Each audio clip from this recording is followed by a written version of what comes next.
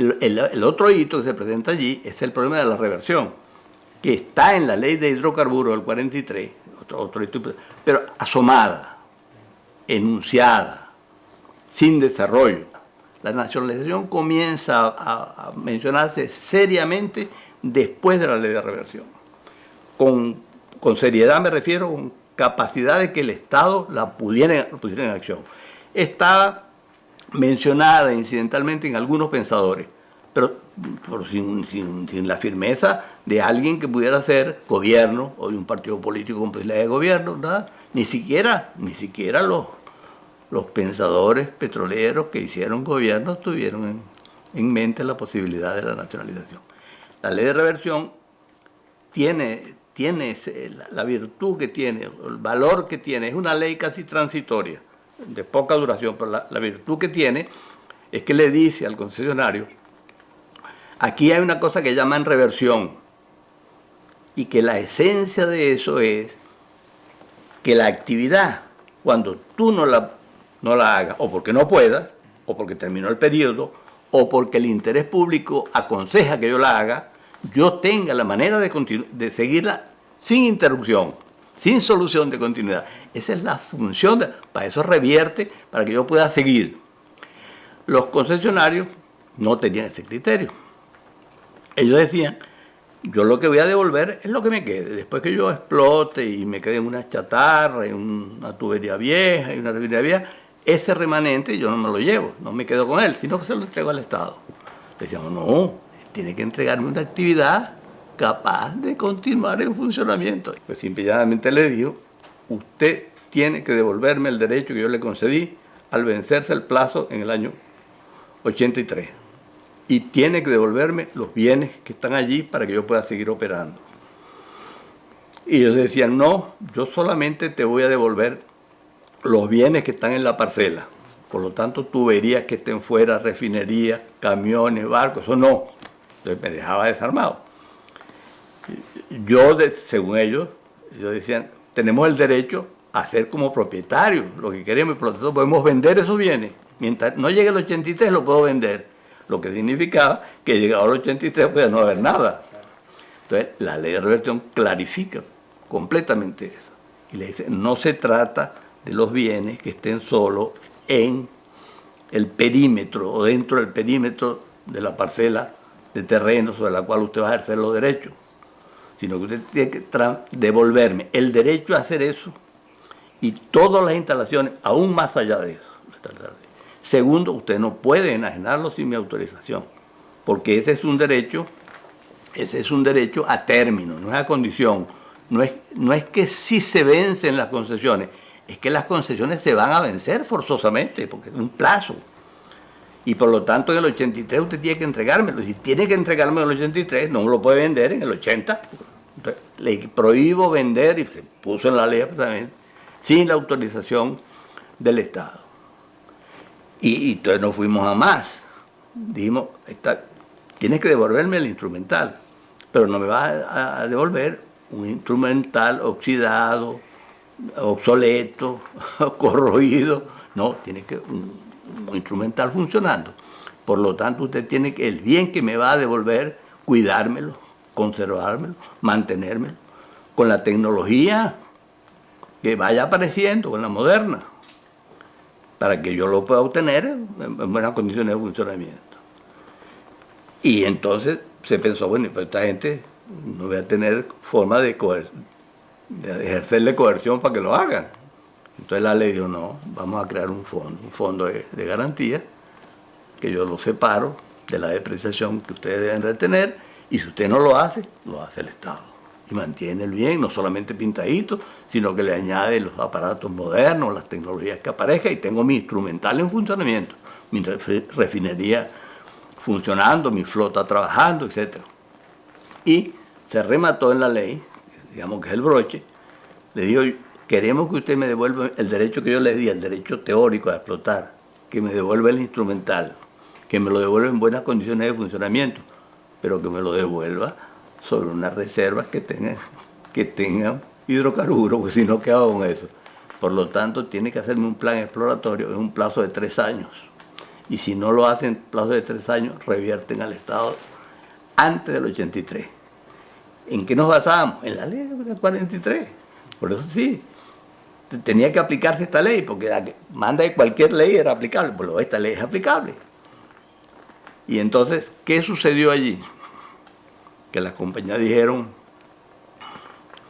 venían desarrollando una estrategia. Ellas querían quedarse, ellas no querían terminar en el 83, ellas querían quedarse. ¿Qué va a pasar con esto? ¿Qué va a pasar con el 83? ¿Es que ustedes van a acabar con la industria petrolera? No, la industria petrolera va a seguir. La industria petrolera va a seguir. Estamos hablando antes de la reversión, de la táctica que ellos tienen. Bueno, si va a seguir, tenemos que buscar una manera de que eso explote. Ustedes dicen que no va a haber concesiones, entonces busquemos otra figura. Y se comenzaron a hablar los contratos de servicio. Es decir, cuando se presenta la ley de reversión, ¿por qué se aprueba esa ley? Que, como tú sabes, tuvo aquella resistencia tremenda, una de las campañas de prensa más grandes de aquella época, a lo mejor la supera la de ahora. Las compañías petroleras, ellas querían quedarse en Venezuela, querían seguir en el negocio petrolero. La reversión le pone una cota, le pone un límite. No, ustedes llegan hasta el 83 como máximo. Ellos lo saben, y si lo van a entregar al 83, no quieren hacer todos aquellos gastos. Voy a poner a gastar dinero en mi bolsillo para hacer una cosa bonita que tengo que entregar. Y comienzan a maniobrar, que es lo que te he dicho, sobre estas cosas que no dieron resultado. Contrato de servicio, no le dieron resultado. Entonces, ¿qué quedaba? ¿Espero el 83 y entrego todo bonito? ¿O provoco que se lo queden de una vez, yo no hago el gasto y ve cómo me acomodo? Creo que esta fue la jugada que hicieron las compañías. ¿Nos sorprendió si siquiera a todos? Sí. Porque si nosotros queríamos que eso revirtiera y nos proponían que sucediera antes, era bien difícil que lo rechazáramos, ¿verdad? Ahí estuvo el halago. Lo que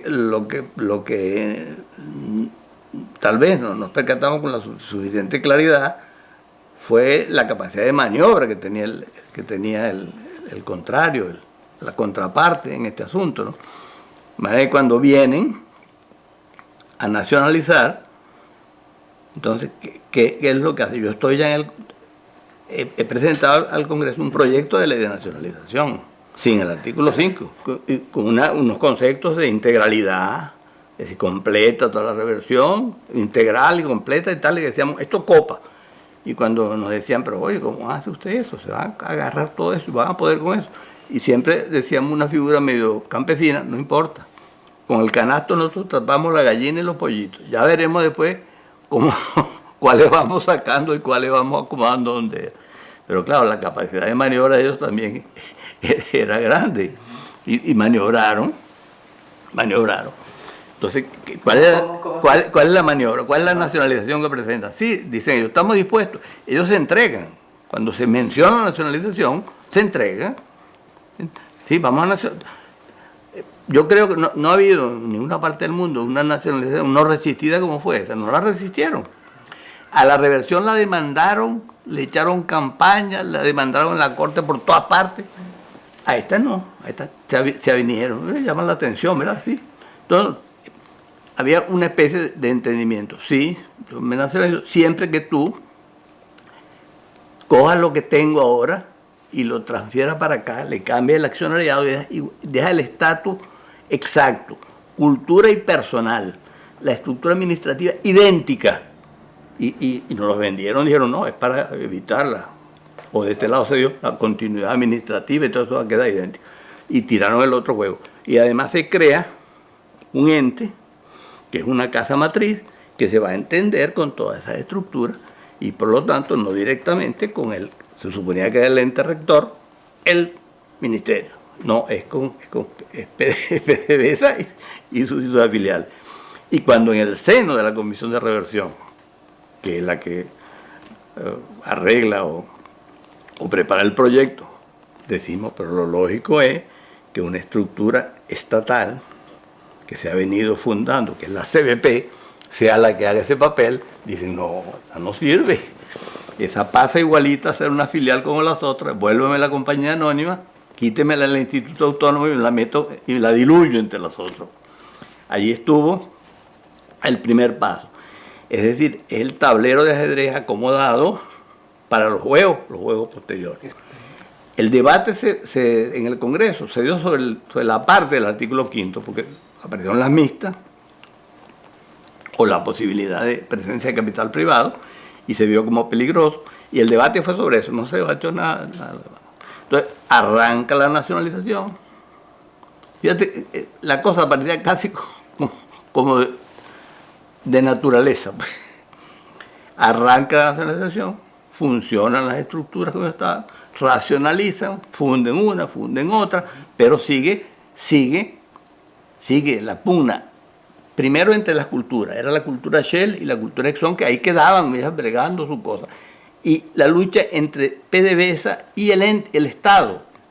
PDVSA buscó relación directa, cuenta directa con el presidente de la República.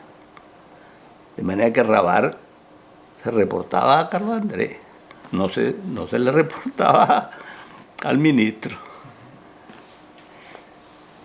Y cuando Valentín Hernández, que es ministro, nombra una comisión para que redacte un proyecto de ley de hidrocarburos, que por supuesto hacía falta.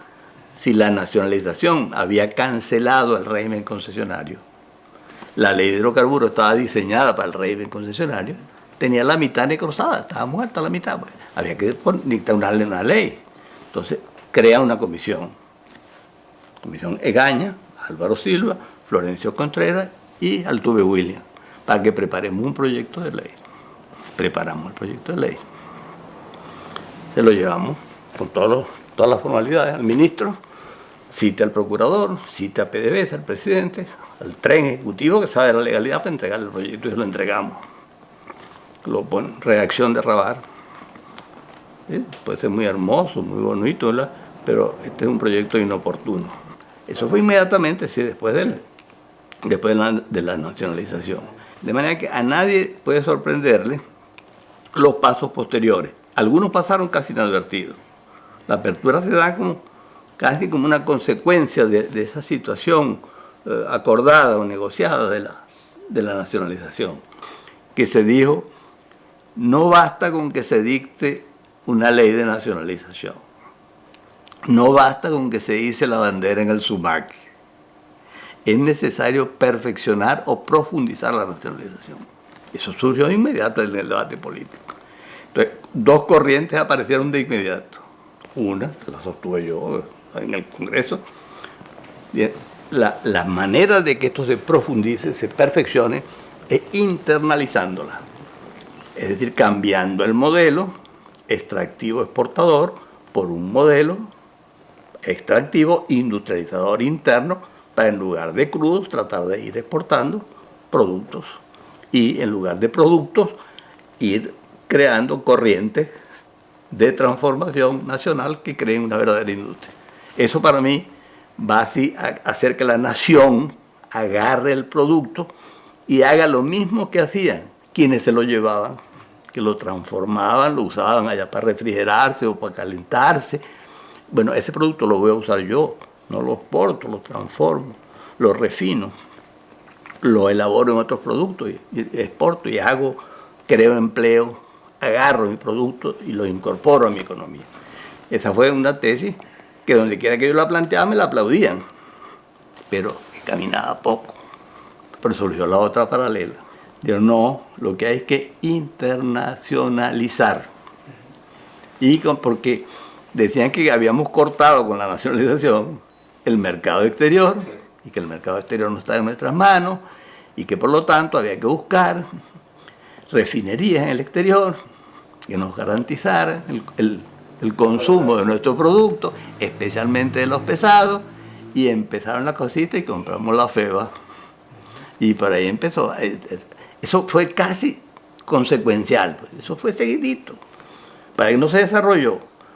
Pasó un tiempo y zumbaron el otro tiro. Yo estaba en el Congreso, ya habían pasado 5 años, algo así.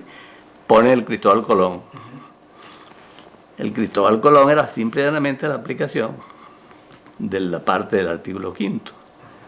Y lo meten allí, yo me opongo, salvo el voto, y lo salvo no solamente por legalidad, sino porque no era económico, por economicidad. Y digo, si el proyecto no luce económico, no luce conveniente al interés nacional, y el Congreso debe negarle el voto por inconveniente al interés nacional. Me derrotaron, bueno, nos derrotaron, éramos muy poquitos, estábamos solitarios allí. Entonces el Cristóbal Colón, que no funcionó, que no caminó, porque esa inversión no se iba a hacer hecha, sirvió solamente que para desflorar el problema. Ya se vio que sí, había posibilidad de que el Congreso pasaran proyectos de ese tipo y tal, y entonces ya comenzaron los intentos con los campos antieconómicos, convenios operativos, y de los convenios operativos, que como ya se sabe, lo podemos revisar más adelante, no resultaron tales convenios operativos, se metieron con lo de ganancias compartidas y con lo de las bajas. Lo de ganancias compartidas era simple y llanamente una desnacionalización. No solamente era con fundamento del artículo 5, era que violaba el artículo 5. Porque el artículo 5 decía que en casos especiales, cuando convenga el interés nacional, el Estado podía asociarse con particulares en asociaciones donde él tuviera el control de las decisiones, mediante el capital. Eso decía la exposición de motivos. ¿Qué hicieron esta gente en las ganancias compartidas? Eran negociaciones para explotar cualquier tipo de hidrocarburo. Puede ser gas, mediano, liviano, pesado. ¿Cuál era la especialidad? Ninguna. Eso era la generalidad. Y en extensiones territoriales enormes. El Congreso, quien iba allá eran los funcionarios de PDVSA a discutir en las comisiones, a moverse. No era el ministerio el que aparecía representando. Y con el Cristóbal Colón yo estaba en la comisión, y cuando se hizo el proyecto, que yo me opuse, me dijeron, sabemos que tú te vas a oponer a esto por razones ideológicas. Y dije, no, yo me salgo la trinchera ideológica y me siento ahora en la de los hombres de negocio. Saque los números. ¿Cuánto está el gas ahorita? ¿Cuánto es la inversión? No la van a hacer. No van a hacer la inversión. Ese proyecto no va a caminar. De manera que, por eso es que voy a salvar el voto. ¿Cuándo va a estar el proyecto? Yo voy a preparar mi voto salvado. Cuando llegó el otro día, aquí está el informe. ¿Cómo? ¿Y quién hizo el informe? ¿Quién hizo el informe? Generalmente se nombraba una subcomisión que lo preparaba y se oía a los diputados. Claro, te lo tenían hecho. Se lo trajeron en la noche. Entonces, bueno, el voto salvado mío, el Cristóbal Colón, es muy breve, pues no me dieron tiempo de nada. Esa es la historia de la apertura, era una cosa casi consecuencial. Que eso estaba, ese era el cuadro, y era una desnacionalización completa. Y la comenzaron por diversos frentes. La comenzaron por los outsourcing. Sí, lo no nuclear, pero no nuclear no es que un oleoducto. Bueno, y como un oleoducto pueden ser dos oleoductos. Y tú sigues por ahí abajo y llegas a la refinería. Entonces, tú puedes outsourcear una refinería así. Y puedes outsourcear un pozo. Y al fin y al cabo te queda el Estado con una libreta. Y yo le dije, sacando las cuentas, puro outsourcing, puro tercerista, ¿no? Y a lo último le dije, y ni siquiera esto. Puedes contratarte una financiera, unos servicios financieros, y tú te quedas en Miraflores, que te lleguen los números a la pantalla viendo los números del presupuesto. Ellos tenían la creencia de que esa postura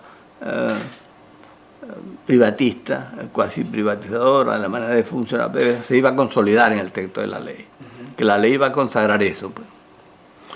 Y el pedimento más fuerte, en el cual fue de Cámara, y el San Benito de ello era que los convenios de la apertura, la ley, los vendiera, que los convalidara. Eso nunca pasó, nunca los convalidamos, ni los confirmamos, y se quedaron. Y la misma embajada americana hizo presión en ese sentido, la embajadora fue. La llegada de Chávez le da un cambio, o mejor dicho, para ser preciso, había una postura que estaba arrinconada. Nosotros veníamos oponiéndonos a la apertura, veníamos poniéndonos una serie de cosas, pero estábamos en minoría. Cuando Chávez llega, esta posición se consolida, se confirma con la llegada de Chávez al gobierno. Clarito, nosotros íbamos diciendo, en materia de OPEP, decíamos no al aumento de producción, sí a la defensa de precios. Y es lo que Chávez acoge, pues. Nada de este aumento de producción, y se le presenta la acción gubernamental inmediata, pues.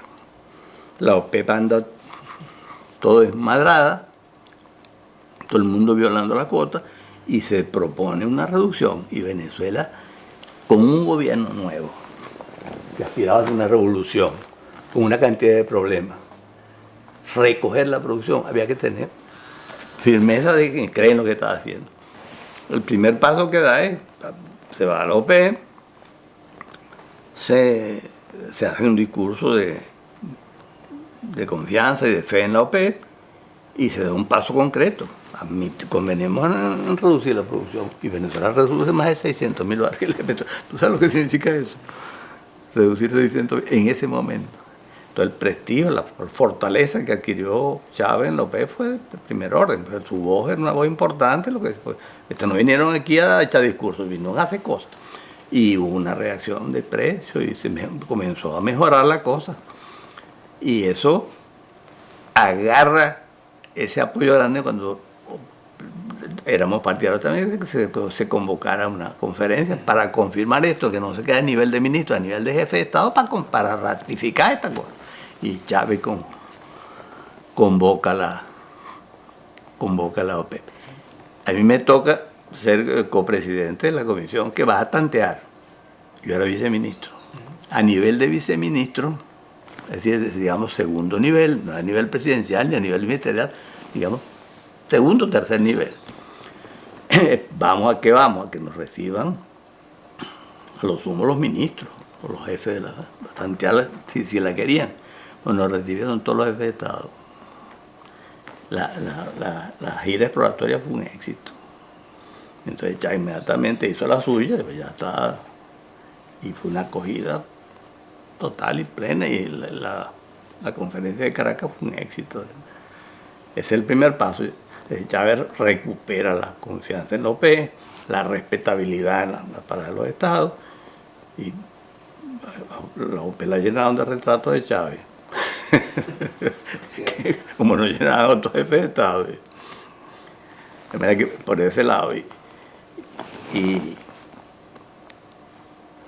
por supuesto, había que ir dando otros pasos que se fueron dando progresivamente. Para mí